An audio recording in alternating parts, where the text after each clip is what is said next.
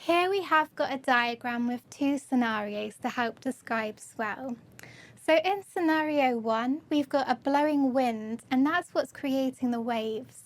So as that wind blows, a bit like the sea state, it's generating waves, and that zone we call the generation zone. But when the waves have enough energy to propel themselves outside of the generation zone and kind of sustain themselves, we call this swell. So for example, in scenario 2, the wind has completely died down, but there are still waves. So that's our swell. We use different terms when describing swell in our forecast. Firstly, we like to talk about swell height.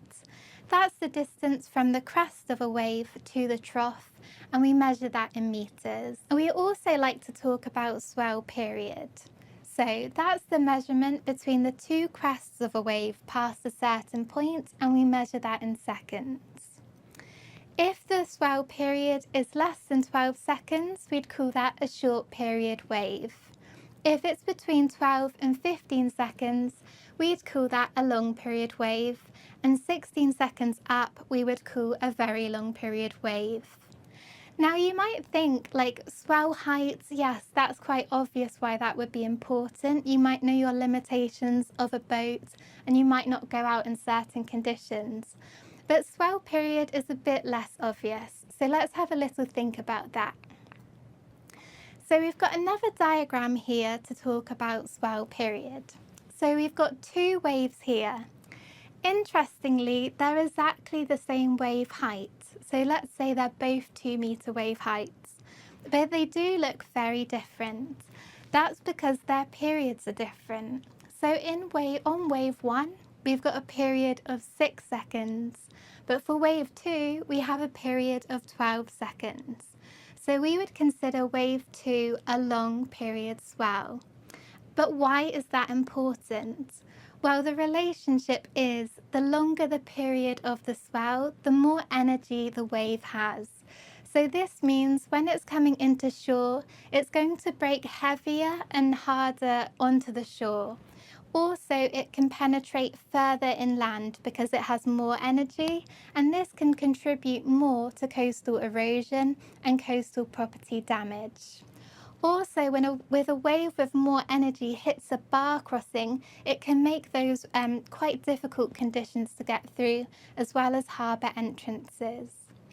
On the other hand, some surfers do like long period swell because that means you've got nice, clean waves coming through with a bit of time between the sets. But you do have to be aware of your ability, because when you start getting to very long period swell, those really high energy waves, that might be a bit too strong for a beginner surfer. And then just on the other scale then, if you're thinking of short period, you're thinking a bit choppier, a bit messier out there on the water. So how do we talk about swell in our forecasts then? So here we've got an example of one of our coastal areas. This is Castle Point. So on the North Island, that is the southeast corner. We've got in this forecast a long period southerly swell coming up. And then south of Cape Palliser, we have a northwest swell of 2 meters. We can only include 2 swells in each coastal area. If you just think about that though, south of Cape Palliser, we have 2 opposing swells, so they're going to be interacting with each other. It could be quite messy down there, and that would be considered confused seas.